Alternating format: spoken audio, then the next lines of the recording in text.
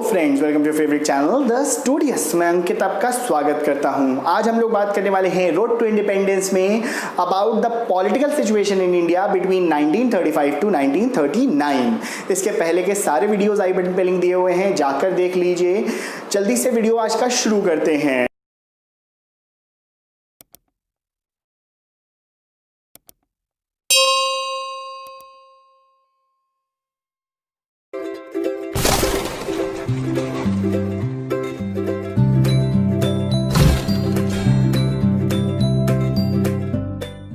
Nineteen 1935 में government of India act आया था। इसका वीडियो भी आई बटन पे दिया हुआ है, जाकर देख लीजिए। इसके प्रोविजंस वगैरह मैंने बताए हैं। यहाँ पर क्या हुआ, लेजिस्लेटिव असेंबलीज स्टार्ट हो गई, यानी फेडरल असेंबली इंडिया में स्टार्ट की गई थी और डायरकी सेंटर पे लाई गई। जो प्रोविंशियल डायरकी थी उसको फिनिश करने की बात की गई और इसी से तहत 1937 में जनरल इलेक्शन सबसे पहली बार इंडिया में हुए थे। अब 1935 में ही एक बहुत बड़ा इवेंट हुआ, लाहौर सेशन मुस्लिम लीग का। जी हाँ, ये एक ऐसा सेशन था जिसने इंडिया की डेस्टिनी को ही डिफाइन कर दिया।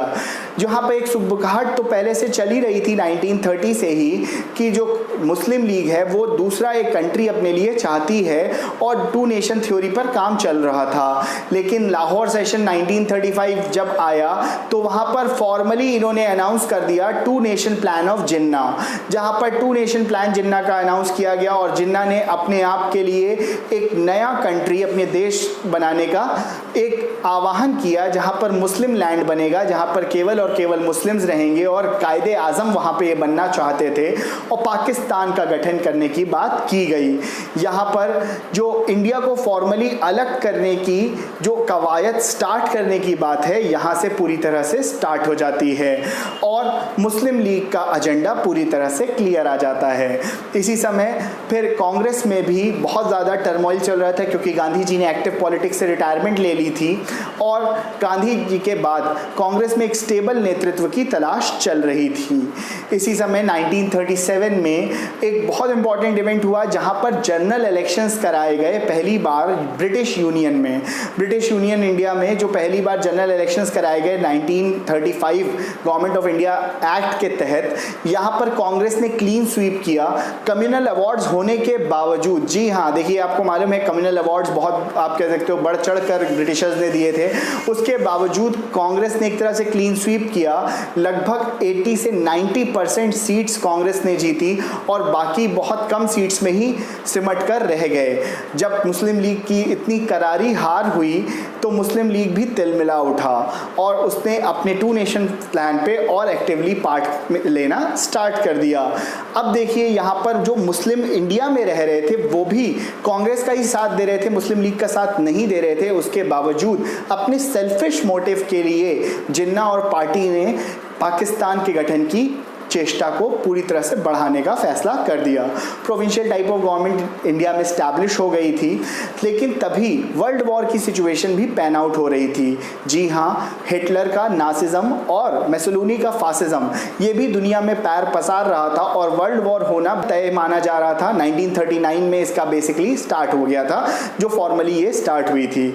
उसके पहले ही हिटलर ने अपने इंटेंशंस बहुत ही क्लियर कर दिए थे। कांग्रेस में भी अब सुभाष चंद्र बोस का, आप कह सकते हो, प्रेसिडेंटशिप आ गया था 1938 में। 1938 में जब सुभाष चंद्र बोस जो थे वो कांग्रेस के प्रेसिडेंट बने तो कांग्रेस में एक रेडिकल विंग का जन्म हुआ, क्योंकि सुभाष चंद्र बोस जो थे वो चाहते थे कि ब्रिटिशर्स को किसी भी तरह से इंडिया से बाहर निकाला जाए और उन्हें किसी भी तरह से इंडिया से फेंका जाए, और इसके लिए कोई भी मेजर अडॉप्ट करने में उन्हें संकोच नहीं होना चाहिए। केवल नॉन वायलेंट मेजर्स को वो सपोर्ट करने के हक में नहीं थे। लेकिन गांधी जी और नेहरू, ये दोनों के दोनों सुभाष चंद्र बोस की इन बातों से बिल्कुल भी इत्तेफाक नहीं रख रहे थे।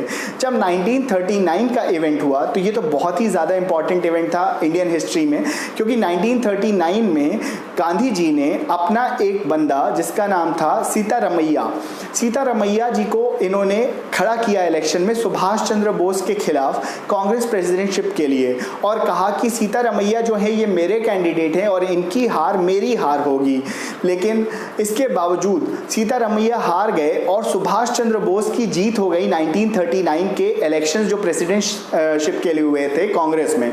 जब ये हार हुई, जी को लगा कि ये मेरी हार है, मेरी पर्सनल हार हार है, मेरी आइडियोलॉजी की हार है, और गांधी जी ने कांग्रेस से सारे रिश्ते तोड़ने का फैसला कर लिया। अभी तक गांधी जी इनडायरेक्टली कांग्रेस में पार्ट ले रहे थे, लेकिन गांधी जी ने कहा मैं पूरी तरह से कांग्रेस से अलग हो जाऊंगा। जब गांधी जी ने ये डिसीजन लिया तब जो कांग्रेस का एक विंग था जो गांधी जी और नेहरू के अंडर आता था, उसने सुभाष चंद्र बोस को पूरी तरह से काम करने नहीं दिया और उनके हर काम में अड़ंगा लगाना स्टार्ट कर दिया। और सुभाष चंद्र बोस इससे बहुत ज़्यादा फ्रस्ट्रेट हो रहे थे, क्योंकि सुभाष चंद्र बोस चाहते थे कि इंडिया में all India civil disobedience movement start किया जाए कांग्रेस के अंडर, जहां पर ब्रिटिशर्स को पूरी तरह से बाहर निकालने की बात की जाए, क्योंकि वर्ल्ड वॉर में ब्रिटिशर्स ने इंडिया से बिना पूछे इंडिया को कुदवा दिया। सेकेंड वर्ल्ड वॉर में कहा कि इंडिया हमारे साइड से लड़ेगा बिना इंडियंस और कांग्रेस से पूछे, जो उस समय के गवर्नर थे लिथिक गो ने। और इसी वजह से सुभाष चंद्र बोस चाहते थे कि civil disobedience movement all India में स्टार्ट हो। सुभाष चंद्र बोस तो इस हक में थे कि 1939 में सेकेंड वर्ल्ड वॉर की सिचुएशन का फायदा उठाकर हमें ब्रिटिशर्स को तुरंत इंडिया से बाहर फेंकना चाहिए, इसके लिए हमें चाहे हिटलर की ही मदद लेनी पड़े तो क्यों ना हम लें। लेकिन गांधी जी इसके बिल्कुल उलट सोच रहे थे और उन्हें लगता था कि नासिज्म और फासिज्म ज़्यादा बड़ा खतरा है इंडिया और पॉलिटिक्स और इंडिया के लोगों के लिए ब्रिटिशर्स के मुकाबले।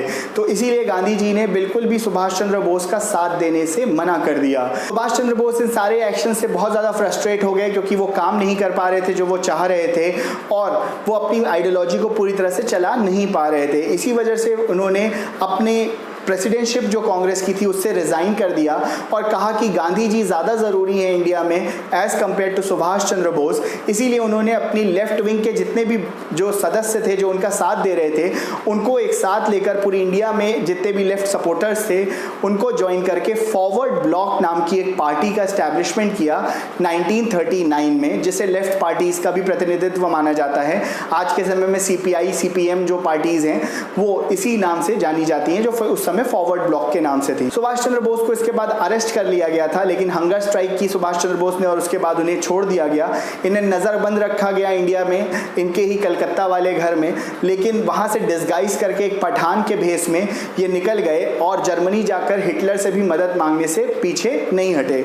सुभाष चंद्र बोस के बारे में एक पूरी वीडियो हम लोग करेंगे जहां पर INA सुभाष चंद्र बोस का रोल जो इंडियन इंडिपेंडेंस में था उसके बारे में जिक्र करेंगे डिटेल में। आई होप आज का वीडियो आपको अच्छा लगा। वीडियो अच्छा लगा तो जल्दी से इसको लाइक कर दीजिए, चैनल को सब्सक्राइब कर लीजिए, साथ ही साथ वीडियो को अमंग योर फ्रेंड्स शेयर करिए, कमेंट करिए, बिकॉज कमेंट से बहुत इंपॉर्टेंट बूस्टअप मिलता है कि वीडियोस कैसे बन रहे हैं और इसमें और क्या इंप्रूवमेंट आपको चाहिए। कोई भी डाउट्स हो तो वो भी आप कमेंट्स के थ्रू पूछ सकते हैं।